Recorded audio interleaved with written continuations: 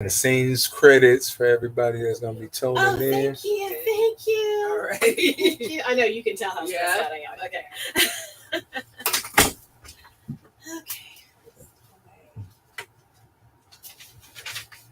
Miss Felicia, everything's sounding amazing over there. Yes, yes, yes. Yes, come on. Just give me the thumbs up. You already know it sounds good.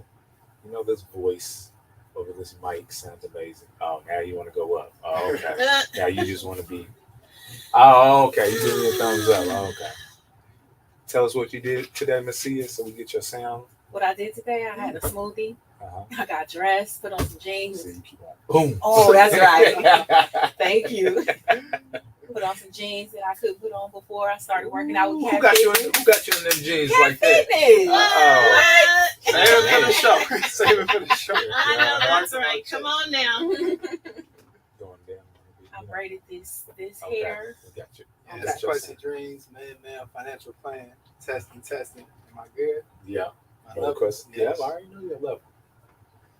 Go ahead, Miss Kenya Asa. We are relaxed. We are calm. People are not getting on our nerves today. It's a vibe.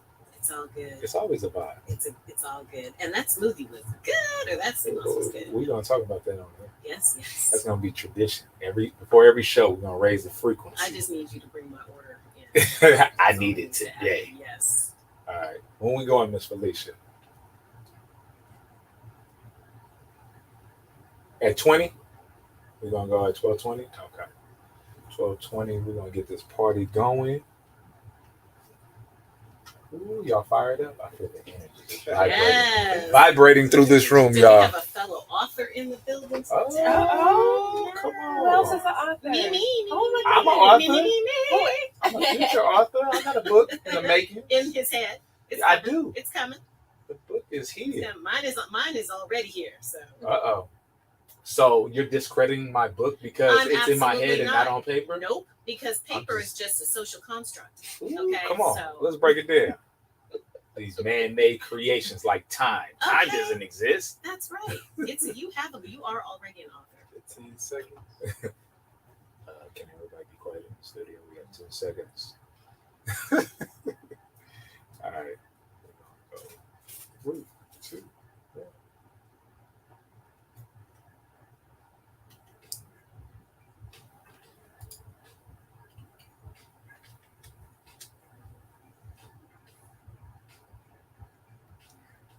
You're listening to KGPC 96.9 FM Oakland and streaming online at www.kgpc96.9.org. This is the Anything Can Happen show with Kenya Asa, Quasi Dreams, and your man Cat Fitness, y'all. Hey, we was turning up in the studio before we got this episode started. I know this is gonna be amazing. We was taking shots. Yes. We was taking shots this morning, y'all. And everybody's like, what? Isn't this supposed to be like a health show? Shots can be healthy if they're this kind of shot. Yeah. What kind of shots did we have, Miss Kenya? We had some sort of tropical deliciousness. Tropical sunrise. Sea moss. So it was the name of it, tropical sunrise. That flavor. So I do have to say that's exactly what it tasted like. And It was I a need party. to know a little bit more about that, Mr. Fitness, because it was really delicious. We're going to talk about that a little bit after we Yes. introduce our guests. Can you tell everybody who we listening to or who we brought into the studio today? Yes, we have the lovely Meres-Sia, also known as Sia. She said I could call her Sia. Gabriel, and she is a best-selling author. She's best-selling author of I Twirl in the Smoke, and the founder of Life-Changing Writing, where she helps people develop the tools and confidence to write their books and other writing projects. Yes. She has performed, taught workshops, and spoken at the Universidad de la Tierra Ooh, in you made that sound Chiapas, sexy and exotic. Or I am sexy and exotic, okay? Berkeley, California is very exotic. In Chiapas, Oregon, Shakespeare Festival, and San Francisco's Museum of African Diaspora, to name a few venues. Currently, you can experience her poetry in the Oakland Museum's Black Power exhibition. Wow. Amazing. Aww. Everybody, can we please give a warm welcome to our guest today? Hey, Yeah. come on. Aw, thank you. Man. Congratulations on being here. And I heard in your bio that you have some poetry at the museum. Yeah, at the Oakland Museum Black Power exhibition. Wow. Amazing. And for all of our live and our rebroadcast listeners, can we get a little sample of what people can expect at the museum? You want me to It's- recite some of the Oh, I mean, songs? just a On the little more. spot. Just Oh my God! Is that Well, a Come on. We want you to it's a freestyle real poem. quick. It's an old poem. You Oh, bring that's out the okay. Oakland you in me, remember it. We want to know. and it's Just in a little my bit. book. Just a little bit. I have to take a minute to think. Okay. All right. Well, take maybe your it time. doesn't have to Take be your time. that one. Maybe something that you're working on or something Yeah. that speaks to Oh, you. Ooh. Oh, wait, you're a poet. That's You're what we an love artist. to do. That's what we love to do to our guests. Wow, I should have brought my book. All the time. I didn't All realize. the No, time. maybe the second half. I Okay, need a minute okay, to okay. regroup and think. Yeah, and take your time. it's a lot Take going your on. time. Well, you also is this I could bust a from- rhyme for you though. Oh, I'm down for that for sure. you insist. What? Oh, y'all for real? You said it. I'm gonna do it after the second half. Okay. No, it's just too much Everything is the stimulation second for me. It's too much. It's just a tease. It's a tease. Okay, fantastic. Well, tell us about your book real quick. Yeah. So I wrote the book actually probably 10 years ago or more. Well, 2010. What's it called? I Twirl in the Smoke. Oh, this Yeah, and I'm self-published, and I had and I would use it, carry it with me when I would perform at venues, and so I'd have something to, sell. Mhm. But once I started my business, Life Changing Writing, I decided that it would be helpful for me. How did you come up with that title, Life Changing? What made it life changing? Well, I took a course that helped me develop the course. Mhm. And that was one of the suggestions in terms of how to position the course to be a premium course, Mhm. is how you title it. And Mhm. so one of the titles that I played around with for my course was Life Changing Writing in 8 Weeks. Write your book, inspire others, and leave your mark on the world. And then it just really stuck, and everybody who took the course felt that it was life changing. Mhm. And as I was thinking of what to name my business, the suggestion popped up again and again. Well, you should name it Life Changing Writing. It's Wow. that's a great name. That sounded like it was sent from the ancestors. It is a great name because it does make you, want to go. It makes you. It does. Yes, it really does. I am a Wow. writer. I'm actually Okay. going to a writing retreat soon. Mm-hmm. And I'm drawn in by titles. Like if there's a really catchy title Yeah. of a workshop or a online course or something like that, I am a sucker for it. You gonna take my money. I'm just saying, that's just the way it is. Okay. And I really like yours. So Life Changing Writing sound like it want to take your money? it does kind of sound like that, actually. Sounds It like does. abundance. Yeah, I've been published a number of times, but you can always improve your skill. Well, I have worked with writers who have a strong writing background, who are professors of writing, who've been published already. So it just depends. Sometimes people reach a crossroad where they want to go deeper, yeah. and they need some help with that. Well, Or, yeah. I feel as though we need to have a little bit of a chit chat. Yes. Absolutely. And what made you want to write a book? Oh boy, that's you have a lot to get off your chest sometimes. You feel like the world's not lit, or the people, not the world. You feel like the people you want to get it off to are not listening.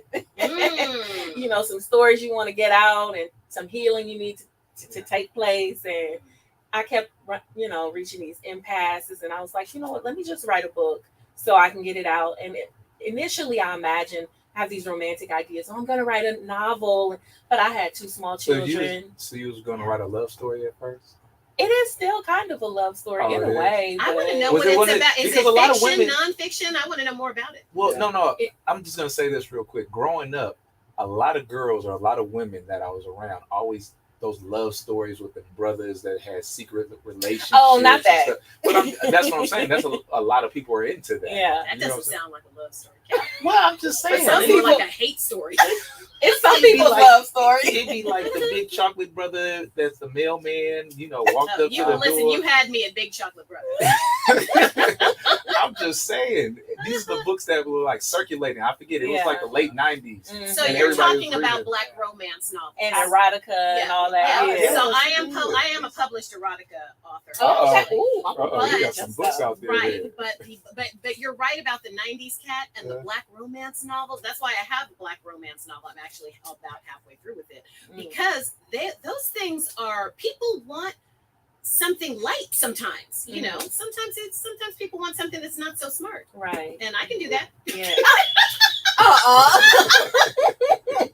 So can we hear a little bit more about your book? And is it fiction, nonfiction? What's it about? So it's a mixed genre memoir. It's kind of a coming of age. It's poetry and prose. It's a small book, but it takes you on a deep journey. When I wrote it at the time, I brought together an assortment of poems and stories that I wanted to put together. But every time I would have like my students read it, they were like, "Is this a collection of poetry or is this a story?" So basically, it does have an arc, even though it's a collection of poems and prose. It comes together to present a full, complete story. Yeah. Absolutely. Nice. Absolutely. And is this your first book? That is my first book. Yeah. Ooh, And then I uploaded it on Amazon, and that's where I got the best-selling position on Amazon. Wow. Congratulations. Yeah, thank you. Congratulations. So what's the vision? Like what happened then? So I am actually looking for an agent. So I have a very good friend of mine who is like a mentor actually when it comes to writing, and she has advised me to start looking for an agent. I wonder if the search for an agent is different now. I wonder because of the internet and stuff like that than it was when I was a new writer, because I started writing my book like 18 or 19 years ago. Wow. And back then it wasn't what it is now. Things are easier in a lot of ways now, maybe harder for in a lot of ways because there's more access and then more people are writing, and then the pandemic happened, so people who thought they were writers said, "I'm gonna write a book now." You know, so things might be a little bit different, I wonder, because it's always I've been thinking for years, like is it what the agents are like out there nowadays as opposed to when I was young. Are you self-published? Sort of. I was published through Sunshine Solutions in Sacramento, which is a one woman. My publisher passed away last year, so now I'm like, oh God, what am I going to do for future things? But she was incredible. Shout out to Phyllis. I love her so much. And she was incredible. But also, you know, I have a wonderful publicist and a wonderful editor. So things are, you know, it's curious to me. I'm glad you said that about looking for an agent, because a lot of people out there kind of want to know that kind of information. So my understanding, like when you wrote your book, and even when I wrote mine, at that time you could approach a publishing company directly. Right. But now my understanding is that a lot of them want you to come through an agent. A lot of them do and a lot of them don't. We had an author on here recently and she went directly to the publishing house herself. So so I think that it just depends on what you're willing to try to do, you know, and a lot of being a writer, especially a published writer, is trial and error. It is. So I'm working with the Writers Market, that resource book. I'm sure. In my I remember efforts. it. There was one 20 years ago too. I mean, every year. I believe. Yes, every year. Yeah, congratulations. Amazing. Yeah, like as a writer, who are some of your inspirations? Intasaki Shange. Yes. I remember my father taking me to see her at the Hansberry Theater in San Francisco, and she was just so wild and untamed. She was amazing. Yeah, she was amazing. Just I saw her too at UC Berkeley. Years ago, and it was and just astounding.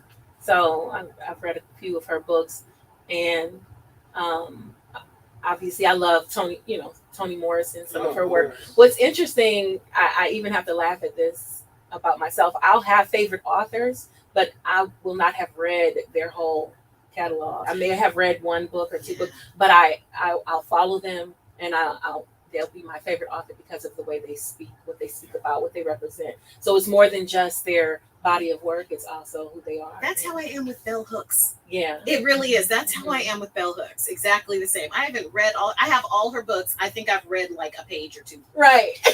But then they're your favorite. But I'm like, how this person of my favorite course. author, but they are. Real quick, we got Leon from Chicago tuned in right now, listening to the ACH show, y'all. Shout out Leon out there in Chicago Go ahead, for tuning Leon. tuning in on Chi-town. TikTok Live. Wow. I got a quick question though. So, everybody has their way of getting into their zone, right? Their creative space.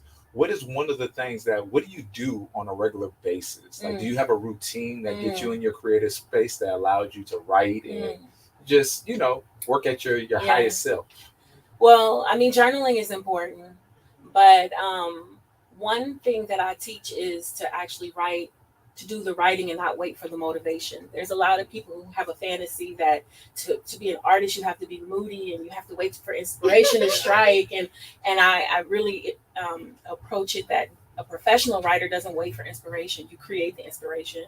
So you have to write. You just have to do it. And from the writing comes the inspiration and comes the desire to keep writing. But it can be hard at first, even for me. And maybe you can speak to that too. Like, sometimes I sit down and I'm writing. I'm like, this is so stiff. This is so dry. Yeah. And I want to quit. Yeah. I want to quit it. Right. But because I know that that's a part of the process, Yeah. I just force myself to nope, you're just going to keep writing. So it sounds like what you're saying is that for you, there really is no such thing as writer's block. You just have to sit down and do it.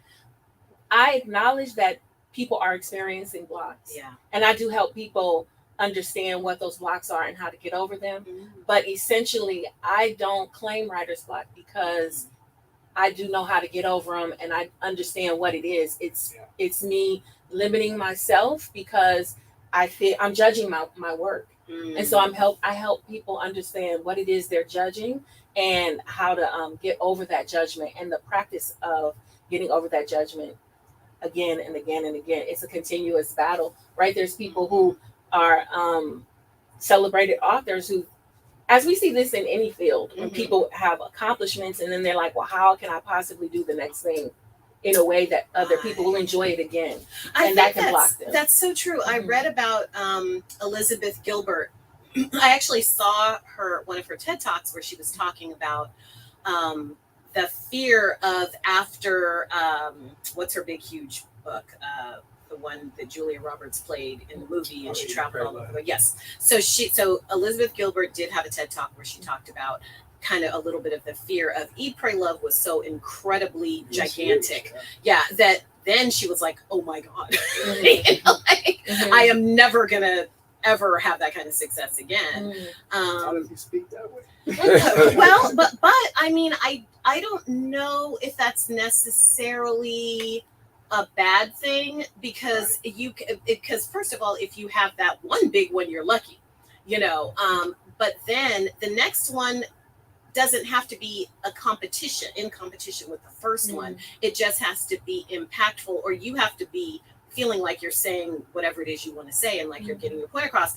But to come to a point where you're saying, oh, it's got to be the same, or if it's not as much of a bestseller, if it doesn't sell as many copies, then I'm a failure. And yeah, well, that's what the critics say. But I don't think that if you're sitting around resting and relaxing on your bazillion trillion dollars that you made with Eat, Pray, Love, I'm thinking that you're not going to fully suffer if your next one is maybe not as huge because you're good, you're fine, but yeah, I think that if you're striving for acknowledgement or outside success, then you've got a problem. Because that can't be why you're doing it. You got to be doing. You have to have some sort of higher purpose. No, that makes sense. You know. So, Sia, like, have you felt like you've ever gotten negative feedback from your work, or maybe people critiqued it in a way that you didn't intend? Well, no, actually, with my book, the only critique I got is that it was too small. People enjoyed it so much that they really wanted the story to. More. They wanted more. That's wonderful, though. I think that's wonderful because I personally, as a reader, I like kind of those small books, and then it does make you look forward to the next one. Yeah. And a lot of people want me to write about what it was like growing up as a Panther child because both of my parents. I grew up in the Black Panther Party. Ooh, So tell there's us- One of tell us my a little good about friends, that. you might know her. I'll talk to you Oh, about it. Her dad too. Come on, All we're right, gonna let's share. speak to Yeah, that. So my- yeah, y'all gonna. Come So on, now. my father is Emory Douglas, the former minister of culture of the Black Panther Your Party. father's Emily Douglas. You know him? Of course. I Oh. do. And my mother is a Sali, and so she wasn't the first woman artist of the party, but she was the most prolific woman artist of the party, working under my father in the party.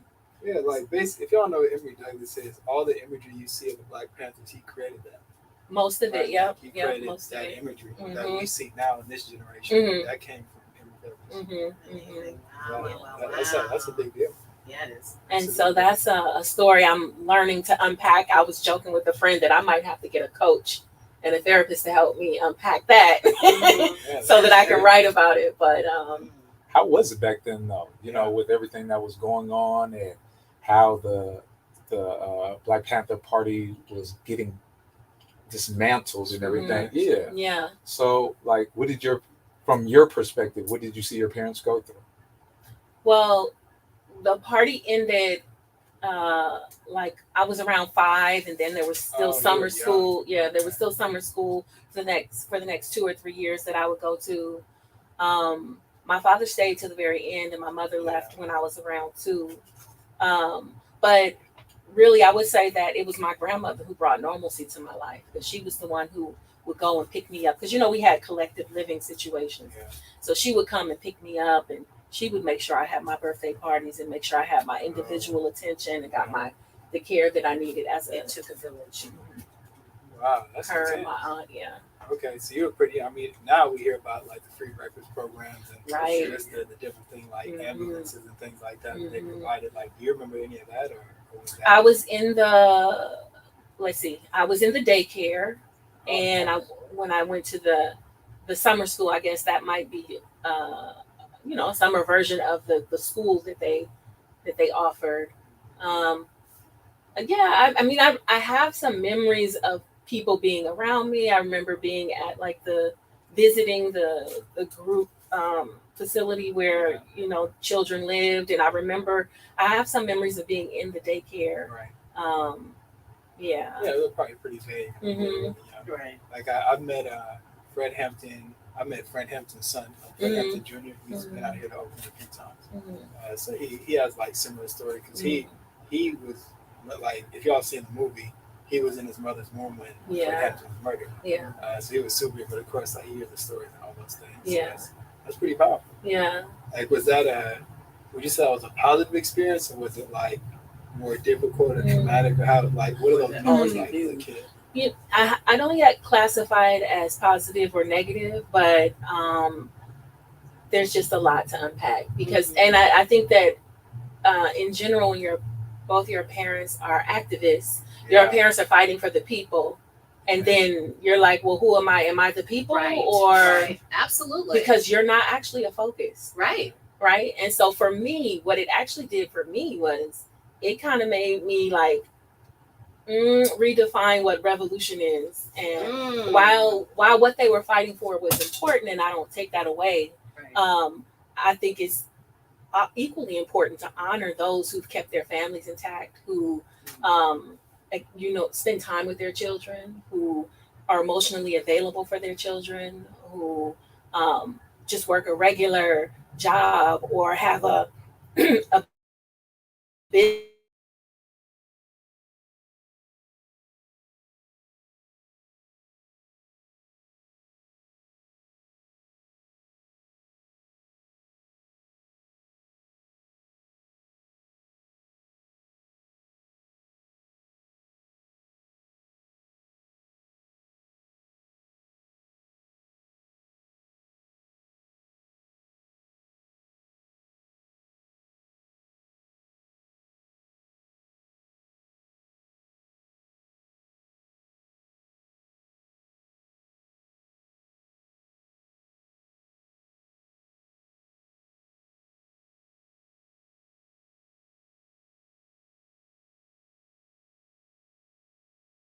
I think what's interesting about your story, from everything that you've said so far, one of the things that's interesting about your story is that your parents did have the wherewithal to put into place their little village, right? To put into place like you said, your grandma, your aunt. Were there anybody else in your family that kind of helped raise you and helped keep everything going? And I wouldn't say that my parents put them into place. I would say my grandmother inserted herself and made sure that she was in place. Oh, that's so unusual for Black grandmas. Right. So I wouldn't know anything about that there, Mom. Yeah. Okay. So was there anyone else you asked? Yeah. Those two were critical. You know, because it sounds like they got the job done. Yeah, my aunt would read me bedtime stories. You know, my grandmother would press my hair. And I spent so much time over there. And at my uncle's house, you know, my uncle was also a beautiful example in my life. So Yeah, family, that's man. amazing. That's amazing. How would you say that experience has impacted your writing and your art? Well, both of my parents being artists, I have to acknowledge that. You know, there's a strong, and then the fact that they are activists. So, growing up in the Black Panther Party, the children were taught to think critically. My mother did speak to me a lot about the party itself, and also whenever we would go to, like, say, to the movies, and it's an all-white cast, but they're playing Black music, and she would point out, you know, they're telling their story to our music, right? Yep. So she helped me to think critically about life and what I see in the world, you know. So I would say, you know, that has an impact on my art. Of course. Yeah. Okay, you want to say something? No, I thought you had a thought on your mind. No, I mean, always. We're coming up on the mid-show break, of course, but you said you have kids, right? Me? Yes, I have two daughters. Two daughters. Wow. 23 and 18. Oh, they're pretty young. They're pretty young. In what, like, do they, well, obviously they know who their grandparents are, but do they really know? Oh, yeah, they spend time with them. Wow. Yeah. And so what impact has that had on your children? Because they're like, I would say, no, not millennials. They're like Generation Z. Yeah, they're Gen Z. Like, what? Wow, we barely learned about the Black Panther. I'm a millennial. We barely learned about the Black Panthers. Okay. I mean, it was like when movies and stuff started to come out. Like, I was a Black Studies major in college, so I know more than the average person, like Emory Douglas, right? But we don't really know. Right? Especially, like, my grandparents, they were alive, but they weren't actively the Black Panthers, at least from what I've learned. And then my father was like, when Fresh Prince wore the Malcolm X hat, you know, he was like that generation, right? So I learned about it secondhand. So, like, what has it been like for them? Well, I mean, when I came home, so I had my first daughter in France, and when I came home with her, we landed at my dad's house. So he was very present to her as a grandfather. So, you know, he's still doing his art. So she was around that, seeing him in his studio doing his art and going to community events, and same with my second child. He was always he's a good grandfather in the sense he likes to take them to, you know, he took them to Great America to events. So they have a strong relationship. Our fathers probably know each other because my father is a Bay Area artist. And in his 80s also, and seems to know every single person. What's his name? David Bradford. Okay. Yeah. Nice. Yeah. I bet you anything they know each other. When I tell my dad about this, he'll know. It's funny because, like, the Bay Area, the community is so tight. You know what I'm saying? Like, my dad, like, anywhere we would go in the Bay Area, my dad would know everybody. From Oakland, Richmond, San Francisco. Yeah. Like, as a kid, I'm like, how does he know all these people? They know so many people. But it's that many people. You know, but it was a tight circle where everybody, you got to think about it. Like, it was certain clubs that everybody went to, certain events that everybody went to. And it just became, you know, we all family in the grand scheme of things. So, and it's also, you know, that was pre-social media. People actually had to be present with each other. People actually had to go places and see each other and touch each other and see each other in person. So it was a different vibe. You know, it's a whole different way of being with people back in those days. You know, I want to say that my book, I Twirl in the Smoke, is my attempt to go beyond the activism into the spiritual activism. So because it was actually titled after one of my poems, I Twirl in the Smoke. So it's titled after the poem, but also based on a mentor that I had, a big sister that I had when I was in high school, and she was at UC Berkeley. She was Haitian, and I had come to her house to visit, and she was twirling with sage. She had on some music, she had the sage, and she was twirling around. And I was asking her what it was about, and she was talking about some past life experiences and trying to heal some past life trauma and this, that, and the other. And so it's the beginning of me approaching healing what was broken in my childhood through a spiritual lens. It's the very beginning, but the next book is where I really want to explore a lot more of the spiritual aspects of things that run through my veins and have run through my life. Yeah. Right. And it is a journey. You know, it's healing. I always say in the stuff that I write, and like even working on my website now, it's like one of the things I keep talking about is how, you know, if we put healing as a destination, then we're going to be disappointed. We have to think about healing as being a never-ending journey, possibly, and just getting to that place where we can live our richest life without feeling like, oh, we didn't get there, you know, because we have enough pressure on ourselves. Got to keep twirling. Yes, I absolutely love it. I absolutely love it. That's good. That's good. Kat, it's a great time. We got one more question. We got one more question. Okay. So, what gets you like fired up? Like, it's the sea moss that got Kat. Kat is in the fired up mode right now. I'm in the fired up mode today. I got these 92 minerals flowing through me right now. Yes. I'm singing to the fifth dimension right now, y'all. Wow. And I am enjoying the space that we're creating on this show, because we have so many amazing guests that come through and drop jewels on all different aspects of life.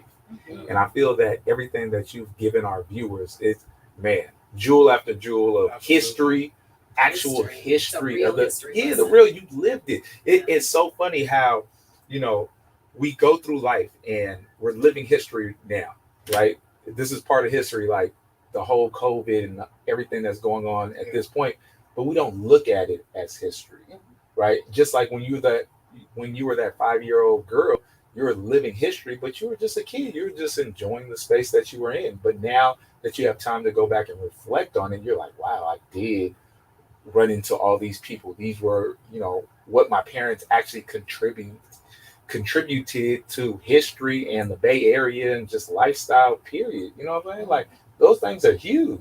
And also, too, I love the fact of having children, or like in your being the child, and creating an environment where that person is allowed to be a creative artist, right? Where you feel like you were supported in that venture and that you had the talent.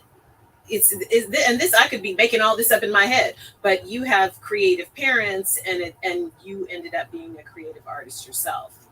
So having creative parents as an example helped me to latch onto it. I don't necessarily know that I was supported in being an artist any more than anyone else. I still had to fight to create. There wasn't any special like, oh, you're trying to write a book, let's help you, let's watch your kids for you. There was no kind of acknowledgement like, oh, I know what it's like to create. Let me help you out with that. Interesting. We're going to get more into that. Yes, I definitely want to get more into that. Yes. All right, you're listening to KGPC 96.9 FM Oakland and streaming online at www.kgpc969.org. This is the Anything Can Happen show, and we're going to take a quick music break, y'all. Peace. So funny. I'm so nervous. Awesome. You're doing great. Yeah. Oh my goodness. This one is 2.5. Okay. Oh, you can use, if you want to throw away your trash, use the restroom. You can go. Oh, no, I'm gonna just rest. You doing this shit? Yeah. You ready for part 2? I can't believe how nervous I am. I didn't think I was gonna be this nervous. Ooh.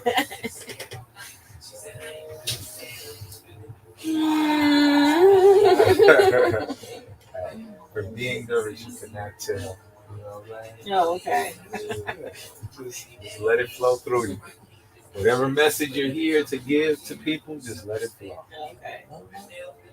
Don't try to be anything but you. Okay. Yeah.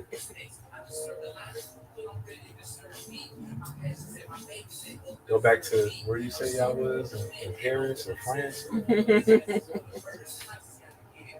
Going back to your happy place.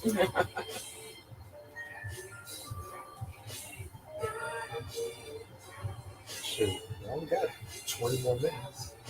Goes by fast. It goes by fast. How many minutes was It was 30 already. goes by really fast?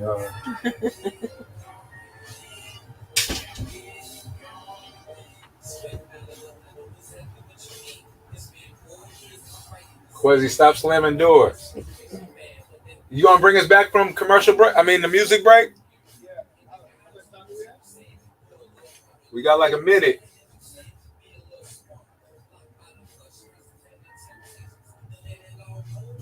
You walk afterwards?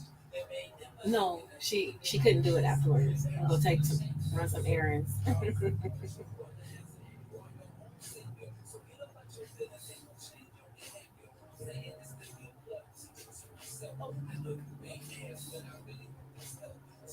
All right, we got 30 seconds.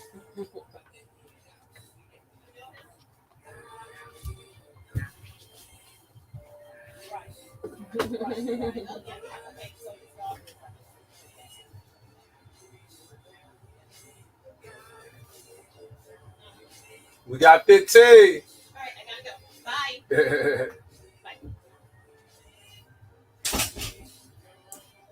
My father said yes. Of course, he knows your father.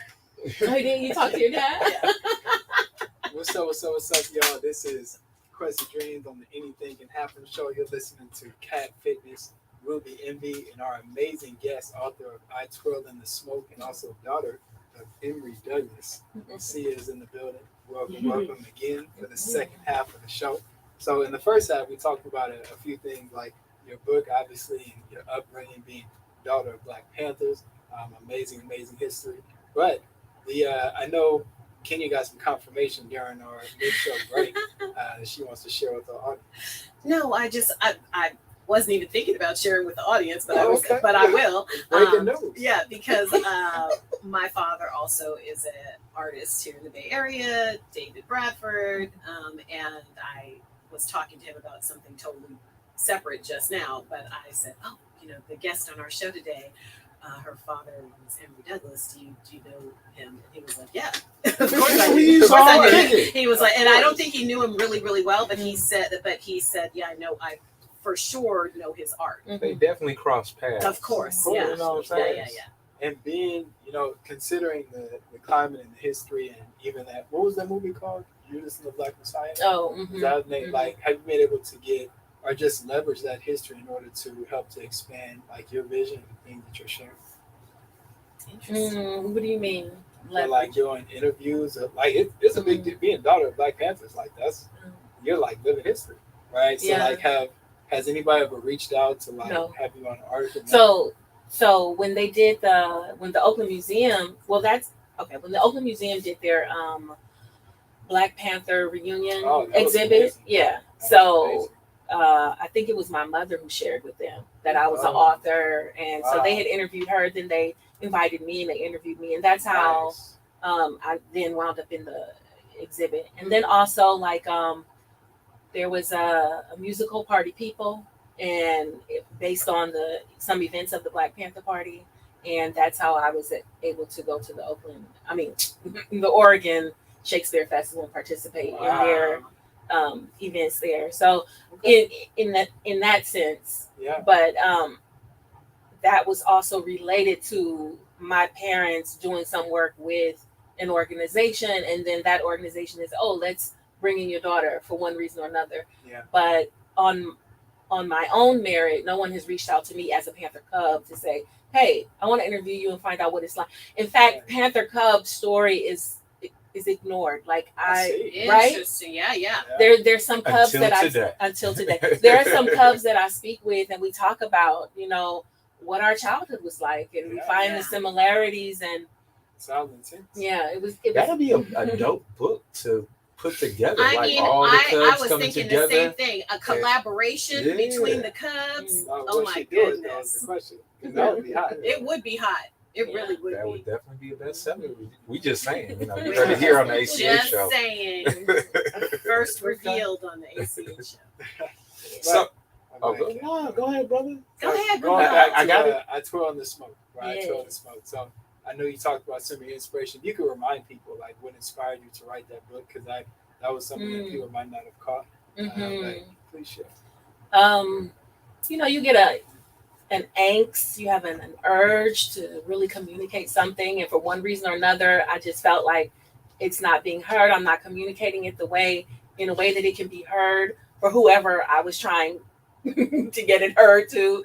And so I just was like, you know what, I need to just write it. I just need to write what's going on with me and how I feel about things. And so ultimately I had amassed or collected, you know, the poems that I had been writing and prose that I had been writing, and sat down and organized it and finished some unfinished pieces. And what came out was this. So I didn't sit down and say I'm going to write a mixed genre memoir.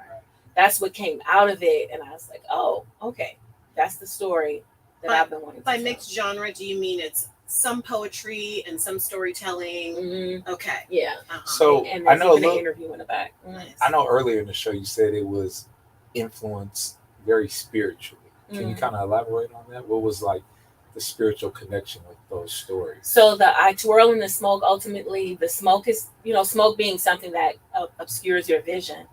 And then twirling as a way of transforming, right? Transforming pain into, you know, healing, into happiness.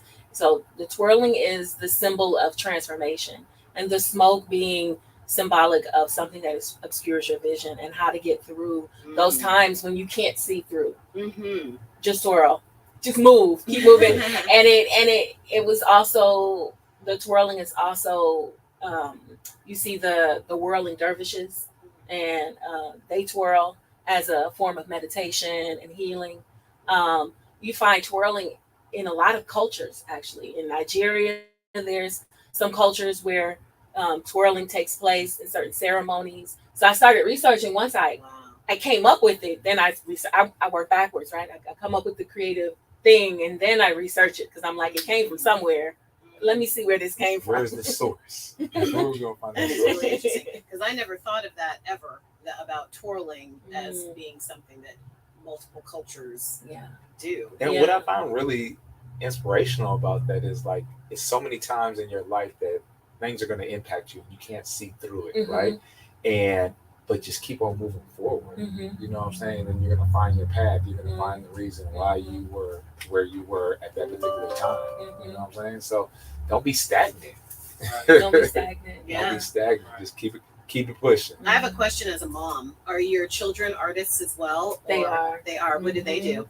So my 18-year-old is a visual storyteller, much like my dad. She draws stories. You know, she's been doing that since she was little, and she's hilarious. She's a comedian. She's funny. Nice. And then my oldest is she's also a closeted comedian. She's hilarious.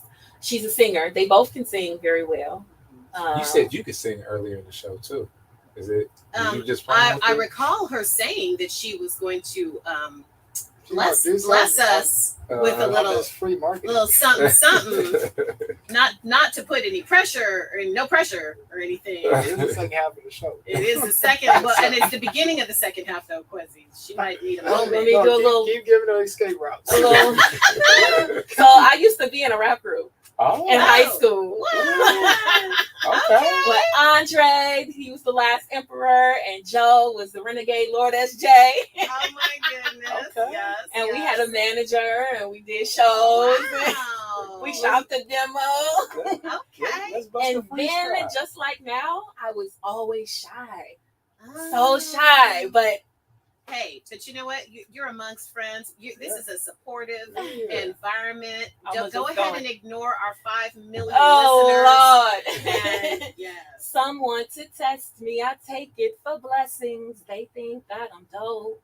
They want to get next to me. I'm too complex. She can't get the full scope. Perplexingly stretching these MCs like yesterday's casualties from the scene.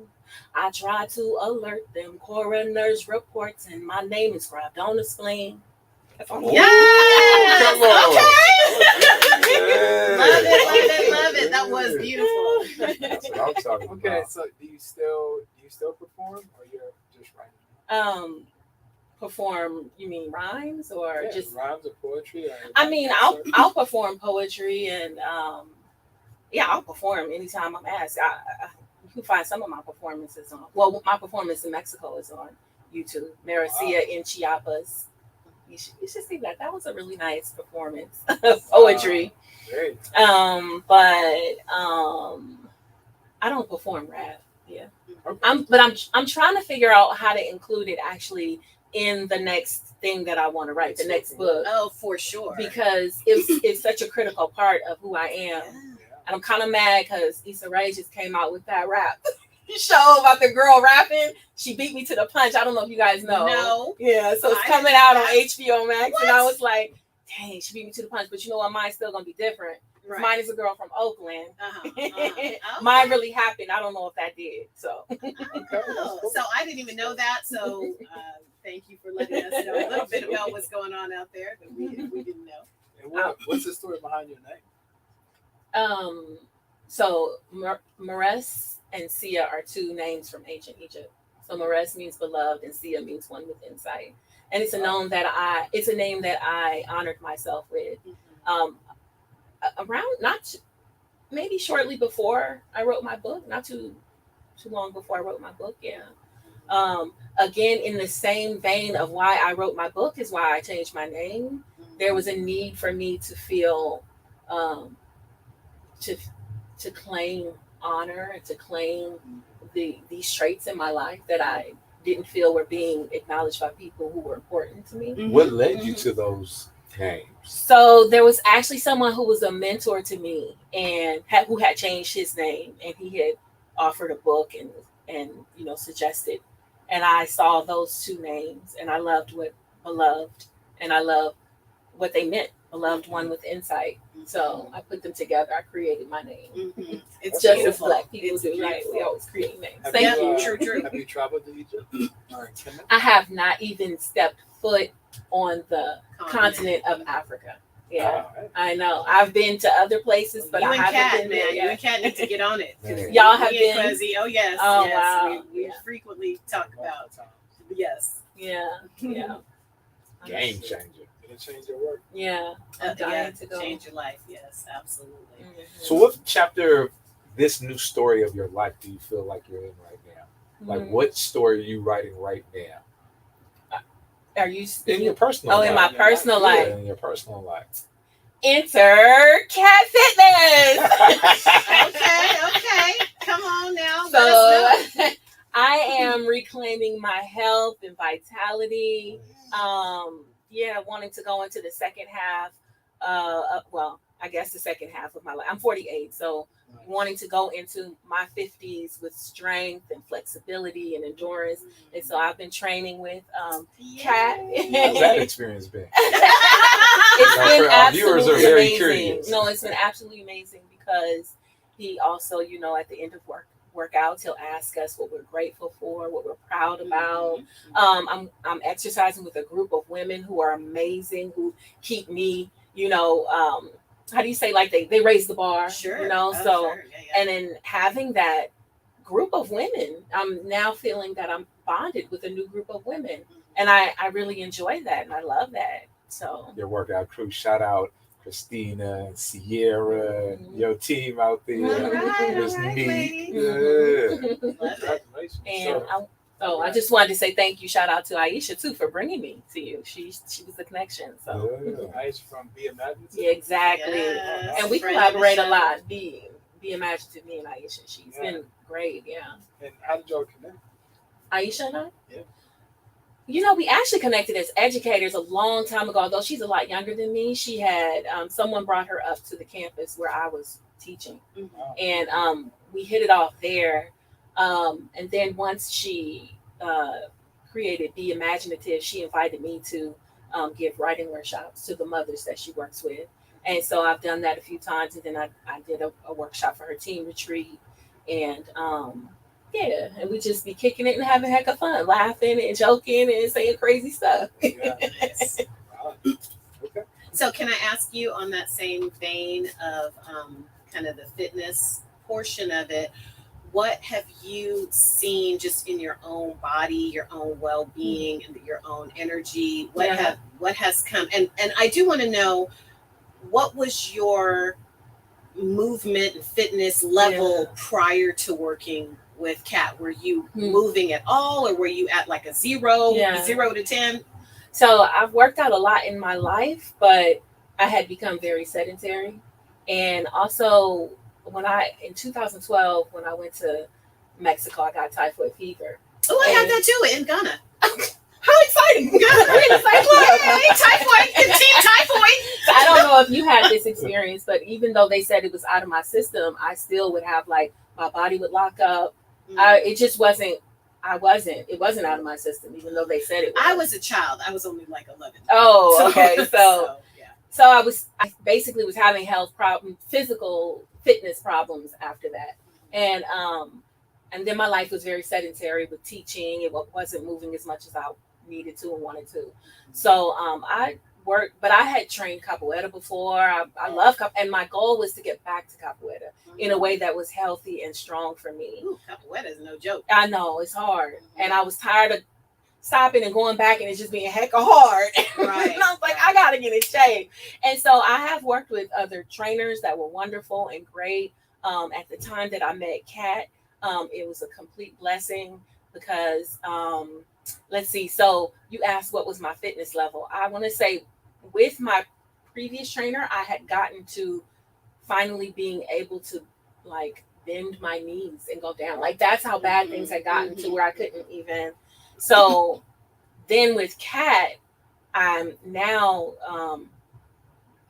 what is it? The articulation from going, down and up, and the endurance, the range of motion, your conditioning. Range of motion, yeah, there it is. And the endurance, and I'm not sure what else you put. Yeah, no, I was just curious about that because, a lot of people, I think that's very inspiring because a lot of people get into their, mid 40s and early 50s and stuff like that and just feel like they have missed the train. Oh, right? no. Like the train has left the station.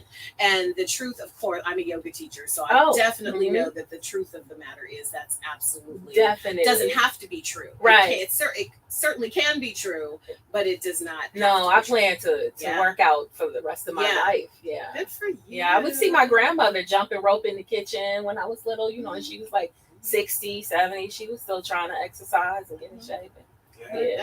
Yeah, that's incredible. So we're actually coming to the end of our show. We still have a few minutes left. But in terms of what's going on next, right? Like, especially in your artistic journey. Yeah. What are your next steps? So, one, I have a course coming up in September for anyone who's interested, a group coaching course for writers of every level who want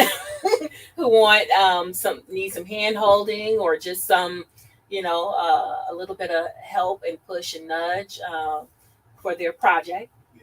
So my website is Life Changing Writing, no hyphen, LifeChangingWriting.com, lifechangingwriting.com, and you can make an appointment for a consultation. It's free. It's 20 minutes. A lot of people love the consultations. They get a lot out of it. I enjoy doing it. Don't feel like, I don't know if I have the money, so I don't want to waste your time. It's not a waste of my time. And it's definitely not a waste of your time. So we are going to have fun. Just do it. Just call me. At least we will have made the connection regardless. Did you say in September? So in September, so around September 19th, will be the beginning of the 8-week course. And it's on Zoom.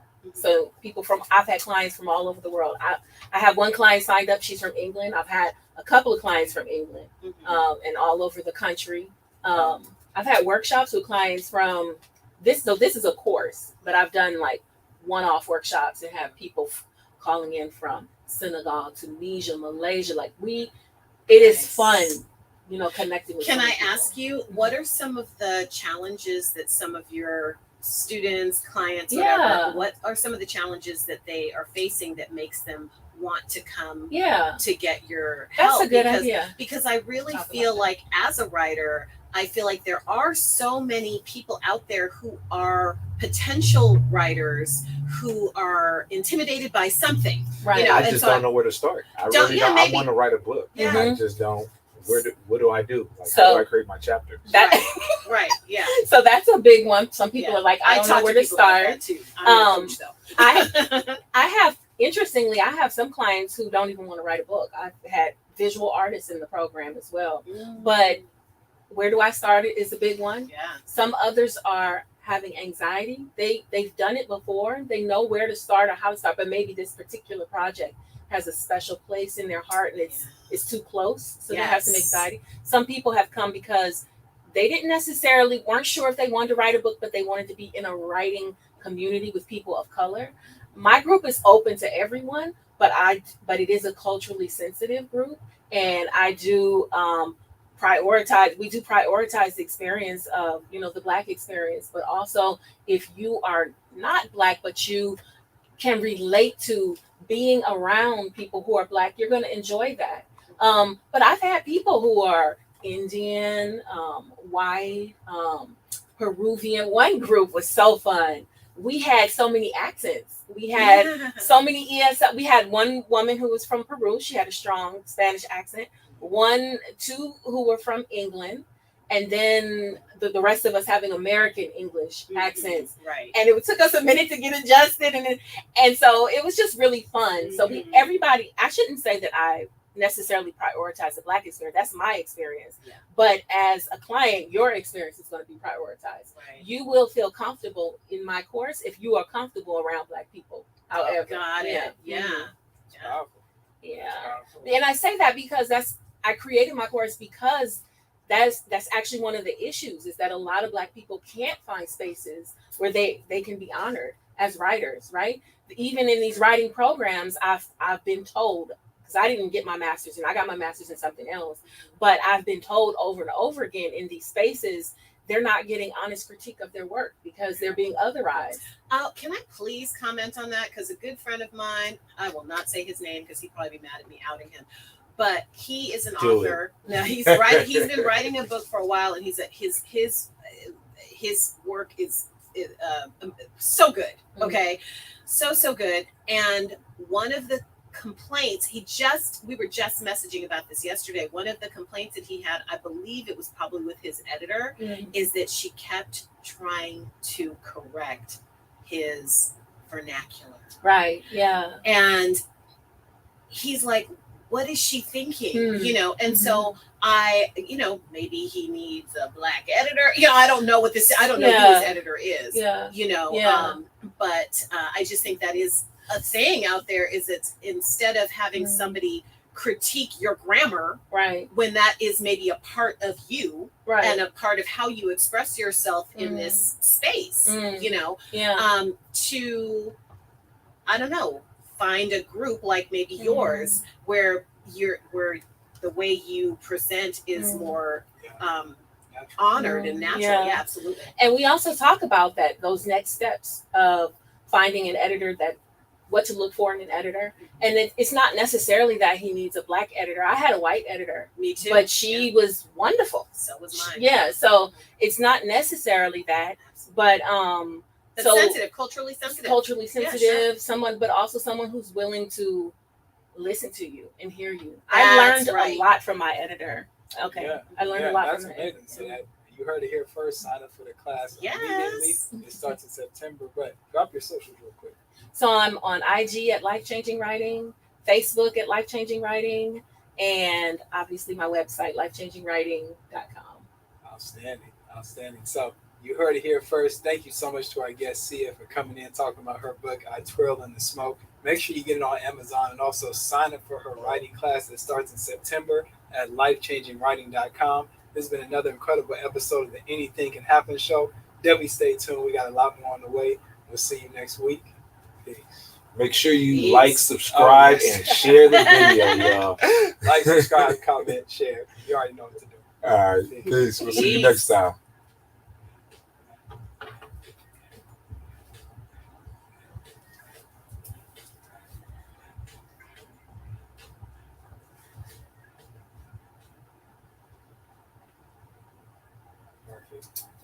Perfect. That was so good. How That do I was- get a copy of it? Uh-huh. How do I get a copy of it? Or...